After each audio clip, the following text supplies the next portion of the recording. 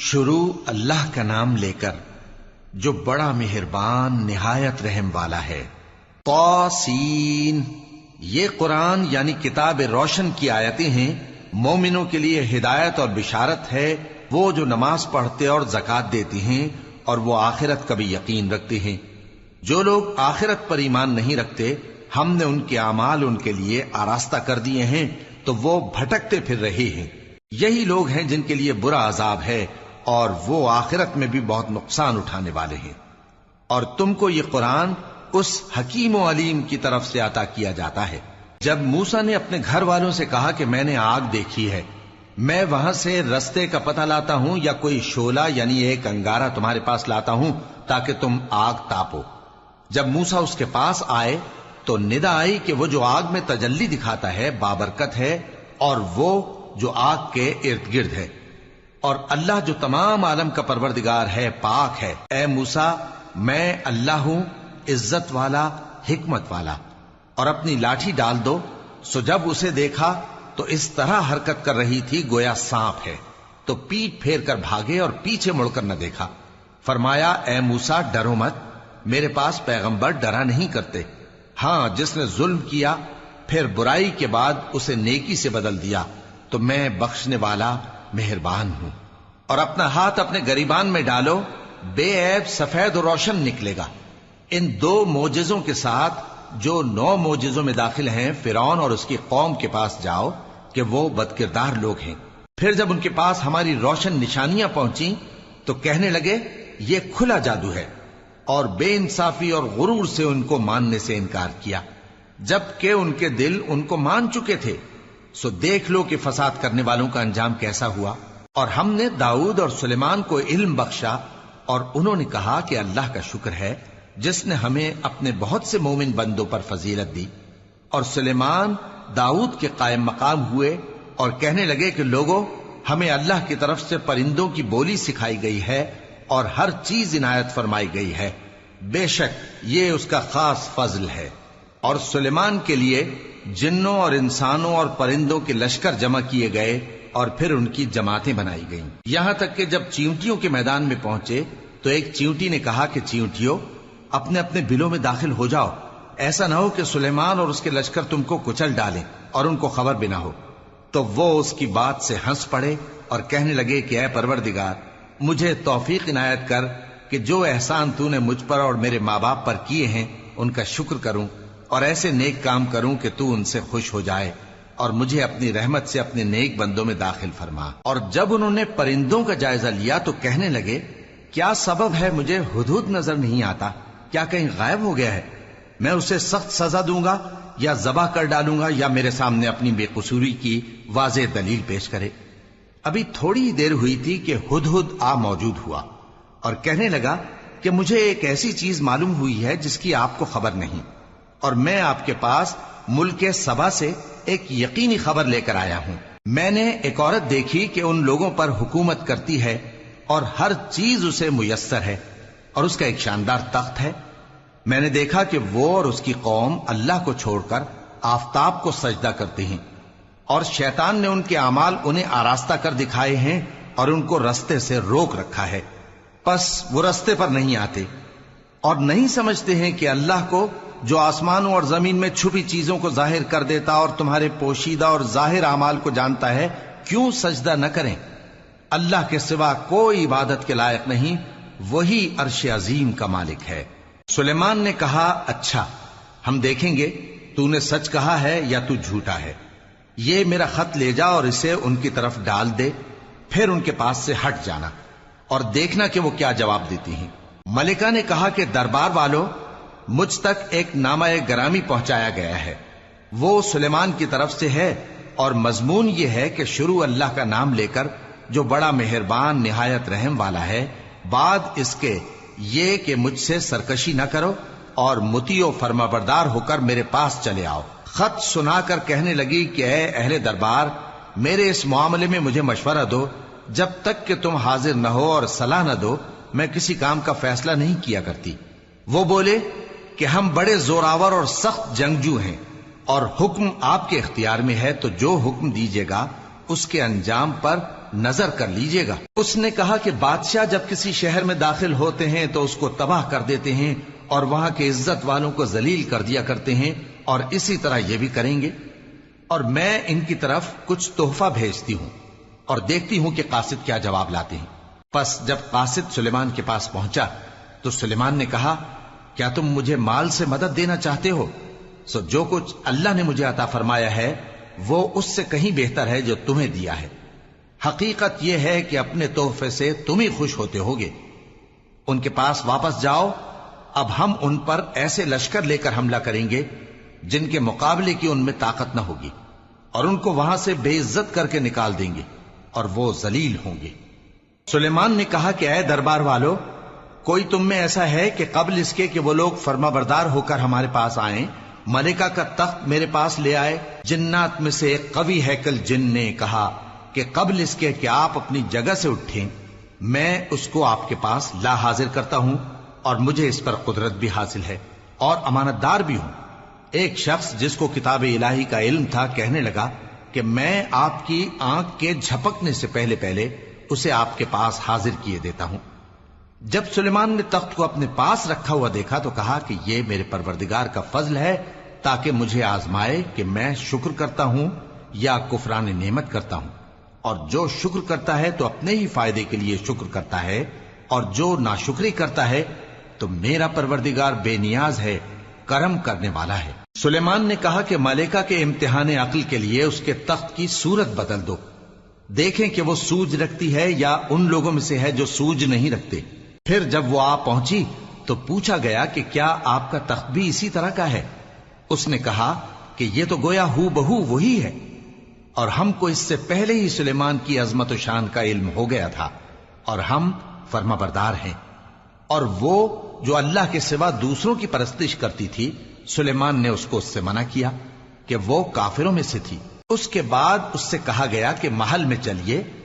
جب اس نے اس کے فرش کو دیکھا تو اسے پانی کا حوض سمجھا اور کپڑا اٹھا کر اپنی پنڈلیاں کھول دی۔ سلیمان نے کہا، یہ ایسا محل ہے جس کے نیچے بھی شیشے جڑے ہوئے ہیں۔ وہ بول اٹھی کہ پروردگار، میں اپنے آپ پر ظلم کرتی رہی تھی، اور اب میں سلیمان کے ساتھ اللہ رب العالمین پر ایمان لاتی ہوں۔ اور ہم نے سمود کی طرف ان کے بھائی صالح کو بھیجا کہ اللہ کی عبادت کرو، تو وہ دو فریق ہو کر آپس میں جھگڑنے لگے۔ صالح نے کہا کہ اے قوم، تم بھلائی سے پہلے برائی کے لیے کیوں جلدی کرتے ہو، اور اللہ سے بخشش کیوں نہیں مانگتے تاکہ تم پر رحم کیا جائے؟ وہ کہنے لگے کہ تم اور تمہارے ساتھی ہمارے لیے برا شگون ہیں۔ صالح نے کہا کہ تمہاری بدشگونی اللہ کے پاس ہے، بلکہ تم ایسے لوگ ہو جن کی آزمائش کی جاتی ہے۔ اور شہر میں 9 شخص تھے جو ملک میں فساد کیا کرتے تھے اور اصلاح سے کام نہیں لیتے تھے۔ کہنے لگے کہ اللہ کی قسم کھاؤ کہ ہم رات کو اس پر اور اس کے گھر والوں پر شبخون ماریں گے، پھر اس کے وارثوں سے کہہ دیں گے کہ ہم تو اس کے گھر والوں کے موقع ہلاکت پر تھے ہی نہیں، اور ہم سچ کہتے ہیں۔ اور وہ ایک چال چلے، اور ہم نے بھی ایک تدبیر کی، اور ان کو کچھ خبر نہ ہوئی۔ تو دیکھ لو کہ ان کی چال کا انجام کیسا ہوا۔ ہم نے ان کو اور ان کی قوم سب کو ہلاک کر ڈالا۔ اب ان کے یہ گھر ان کے ظلم کے سبب تلپٹ پڑے ہیں۔ جو لوگ علم رکھتے ہیں ان کے لیے اس میں نشانی ہے، اور جو لوگ ایمان لائے اور ڈرتے تھے ان کو ہم نے نجات دی۔ اور لوط کو یاد کرو جب انہوں نے اپنی قوم سے کہا کہ تم بے حیائی کے کام کیوں کرتے ہو جبکہ تم دیکھتے ہو؟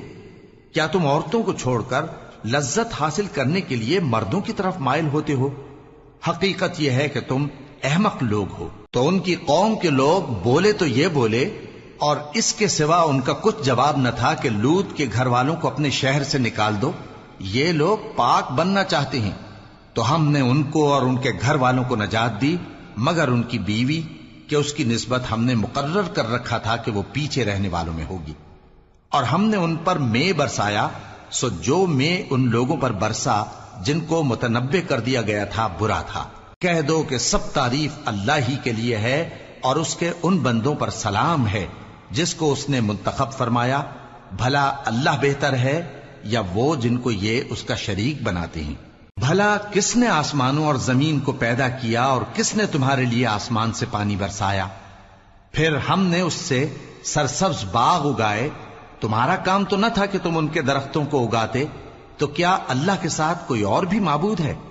ہرگز نہیں، بلکہ یہ لوگ رستے سے الگ ہو رہے ہیں۔ بھلا کس نے زمین کو قرارگاہ بنایا اور اس کے بیچ نہریں بنائیں اور اس کے لیے پہاڑ بنائے، اور کس نے دو دریاؤں کے بیچ اوٹ بنائی؟ یہ سب کچھ اللہ نے بنایا، تو کیا اللہ کے ساتھ کوئی اور معبود بھی ہے؟ ہرگز نہیں، بلکہ ان میں اکثر علم نہیں رکھتے۔ بھلا کون بے قرار کی التجا قبول کرتا ہے جب وہ اس سے دعا کرتا ہے، اور کون اس کی تکلیف کو دور کرتا ہے، اور کون تم کو زمین میں اگلوں کا جانشین بناتا ہے؟ یہ سب کچھ اللہ کرتا ہے، تو کیا اللہ کے ساتھ کوئی اور معبود بھی ہے؟ ہرگز نہیں، مگر تم بہت کم غور کرتے ہو۔ بھلا کون تم کو جنگل اور دریا کے اندھیروں میں رستہ بتاتا، اور کون ہواؤں کو اپنی رحمت کے آگے خوشخبری بنا کر بھیجتا ہے؟ یہ سب کچھ اللہ کرتا ہے، تو کیا اللہ کے ساتھ کوئی اور معبود بھی ہے؟ ہرگز نہیں۔ یہ لوگ جو شرک کرتے ہیں، اللہ کی شان اس سے بلند ہے۔ بھلا کون خلقت کو پہلی بار پیدا کرتا پھر اس کو دوبارہ پیدا کرے گا؟ اور کون تم کو آسمان اور زمین سے رزق دیتا ہے؟ یہ سب کچھ اللہ کرتا ہے، تو کیا اللہ کے ساتھ کوئی اور معبود بھی ہے؟ ہرگز نہیں۔ کہہ دو کہ مشرکو، اگر تم سچے ہو تو دلیل پیش کرو۔ کہہ دو کہ جو لوگ آسمانوں اور زمین میں ہیں اللہ کے سوا غیب کی باتیں نہیں جانتے، اور نہ یہ جانتے ہیں کہ کب زندہ کر کے اٹھائے جائیں گے، بلکہ آخرت کے بارے میں ان کا علم ختم ہو چکا ہے، بلکہ یہ اس کی طرف سے شک میں ہیں، بلکہ یہ اس سے اندھے ہو رہے ہیں۔ اور جو لوگ کافر ہیں کہتے ہیں کہ جب ہم اور ہمارے باپ دادا مٹی ہو جائیں گے تو کیا ہم پھر قبروں سے نکالے جائیں گے؟ یہ وعدہ ہم سے اور ہمارے باپ دادا سے پہلے سے ہوتا چلا آیا ہے، کہاں کا اٹھنا اور کیسی قیامت؟ یہ تو صرف پہلے لوگوں کی کہانیاں ہیں۔ کہہ دو کہ ملک میں چلو پھرو، پھر دیکھو کہ گناہگاروں کا انجام کیا ہوا ہے، اور ان کے حال پر غم نہ کرنا، اور نہ ان چالوں سے جو یہ کر رہے ہیں تنگ دل ہونا۔ اور کہتے ہیں کہ اگر تم سچے ہو تو یہ وعدہ کب پورا ہوگا؟ کہہ دو کہ جس عذاب کے لیے تم جلدی کر رہے ہو شاید اس میں سے کچھ تمہارے نزدیک آ پہنچا ہو، اور تمہارا پروردگار تو لوگوں پر فضل کرنے والا ہے، لیکن ان میں سے اکثر شکر نہیں کرتے۔ اور جو باتیں ان کے سینوں میں پوشیدہ ہوتی ہیں اور جو کام وہ ظاہر کرتے ہیں، تمہارا پروردگار ان سب کو جانتا ہے۔ اور آسمانوں اور زمین میں کوئی پوشیدہ چیز نہیں ہے مگر یہ کہ وہ ایک کتاب روشن میں لکھی ہوئی ہے۔ بے شک یہ قرآن بنی اسرائیل کے سامنے اکثر باتیں جن میں وہ اختلاف کرتے ہیں بیان کر دیتا ہے، اور بے شک یہ مومنوں کے لیے ہدایت اور رحمت ہے۔ تمہارا پروردگار قیامت کے روز ان میں اپنے حکم سے فیصلہ کر دے گا، اور وہ غالب ہے، علم والا ہے۔ تو اللہ پر بھروسہ رکھو، تم تو صاف حق پر ہو۔ کچھ شک نہیں کہ تم مردوں کو بات نہیں سنا سکتے، اور نہ بہروں کو جبکہ وہ پیٹ پھیر لیں آواز سنا سکتے ہو، اور نہ اندھوں کو گمراہی سے نکال کر رستہ دکھا سکتے ہو۔ تم تو انہی کو سنا سکتے ہو جو ہماری آیتوں پر ایمان لاتے ہیں، پھر وہ فرما بردار ہو جاتے ہیں، اور جب ان کے بارے میں عذاب کا وعدہ پورا ہوگا تو ہم ان کے لیے زمین میں سے ایک جانور نکالیں گے جو ان سے باتیں کرے گا۔ یہ ہم اس لیے کریں گے کہ لوگ ہماری آیتوں پر ایمان نہیں لاتے تھے۔